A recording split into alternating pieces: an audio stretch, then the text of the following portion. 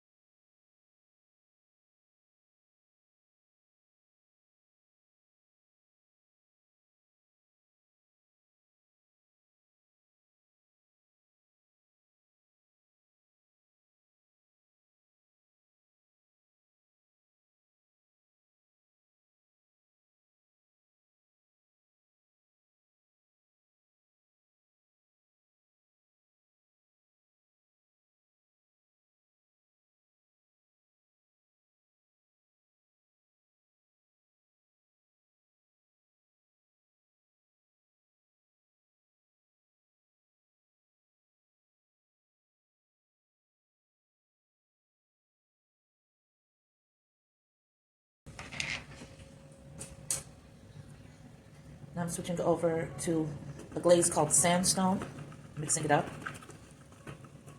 It has a lot of little particles in it that melt down to create heavily textured effects.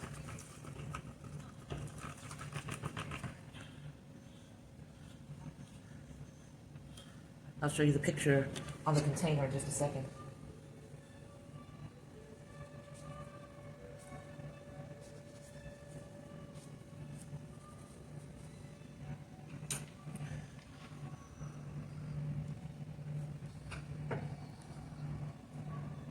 That's the photo. So on the description, it says, sandstone is a matte off-white glaze that contains a variety of brown crystals that melt during the firing.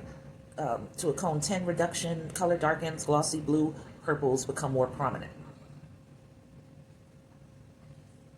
I'm sorry, I'm still reading something else.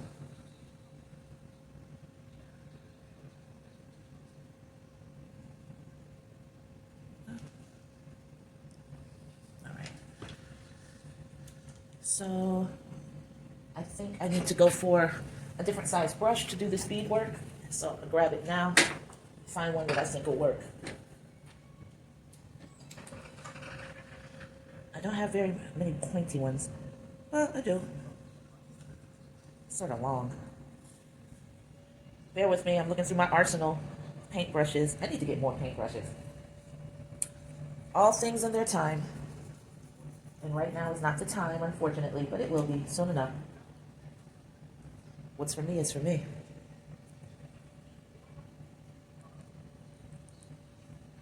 Alright, so let's try this little one.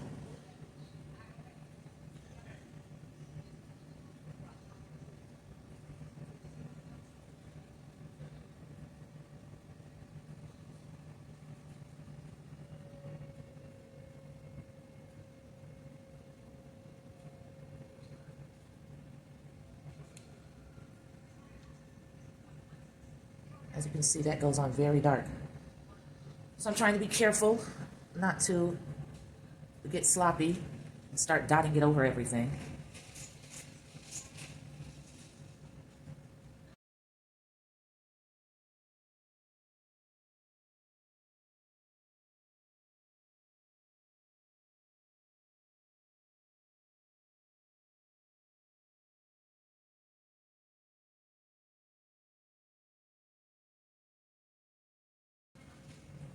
Incredible to think that something that's being applied and in the application is this dark gray because of a chemical reaction, fire, heat, is going to actually lighten up to a macadamia color. That's insane.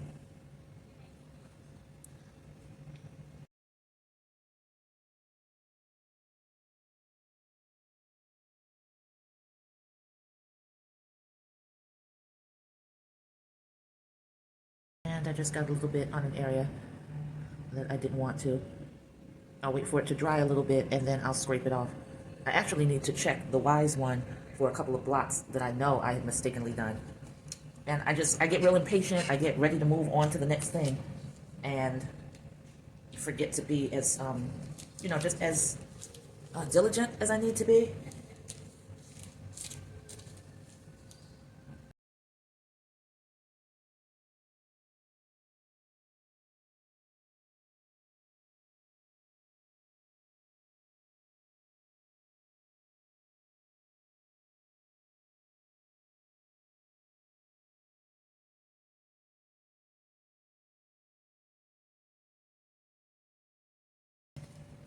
I'm sorry, I'm going to break out the nail brush for this beadwork. These are small, but not really small enough, the ones I was working with already. So let's go ahead and break this baby in because I've never used her. Where did I leave off?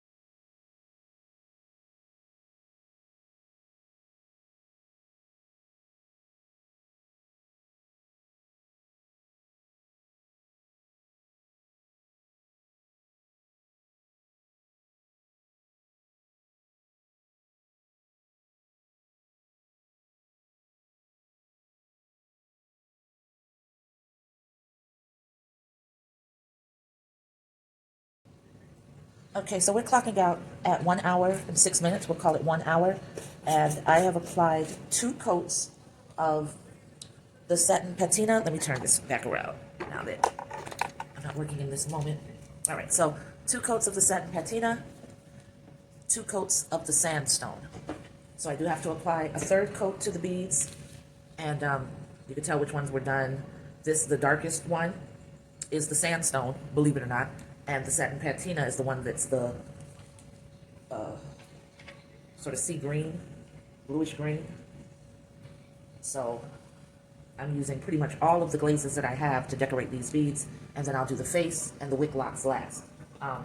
So yeah, so I'm just going to keep these 2 over to the side as a visual reminder of these being the ones that I'm working with. Stacking these on top so I know don't touch them. Tea dust and white matte and satin patina is what I used for the wise one. So didn't really dirty up the desk too much, just a good brush off will do. I wiped the brushes off. Table's pretty much clean because painting doesn't cause as much of a mess as the actual sculpting does. So just gonna spin her around. Nothing much to see, you know, because that glaze soaks in. So, and it's not the color that it's going to be. But this is how far I got on her tonight. And tomorrow I'll do some more. I've got a winter wood color. I've got black matte. I've got the tea dust, which is the color of the face of the wise one. I've got something called leather. I've got another one called amber quartz, and another one called rusted iron. And all of those are very, very earthy tones. So they're going to be within that, you know, same color schematic. But they'll be different, and it should make it really interesting. And I am trying to decide if I'm going to make her face tea dust as well. I think I wanted something a little darker and a little more dramatic for her. And from what I'm seeing, the rusted iron would be the answer to that. I'm going to have to really take another good look at it in comparison. No, actually, I think the rusted iron is lighter and with more red tones. That's fine. I'll work with that for her. So yeah, so this is the companion piece to the wise one. Basically, I'm just sort of referring to them as the wise ones. I don't know if these are going to be acquired as a set, if they're going to be acquired individually, but I am just very, very happy that they made it through the kiln because I really love them. I do know that I am going to be doing similar pieces for sure. I love the stylized look of it. I love the Africanness of it. I love the us of it. And I think it's just a really, really interesting shape. It creates some interesting lines. So, yep, that's it. All right. I love y'all. Mean it. Bye-bye.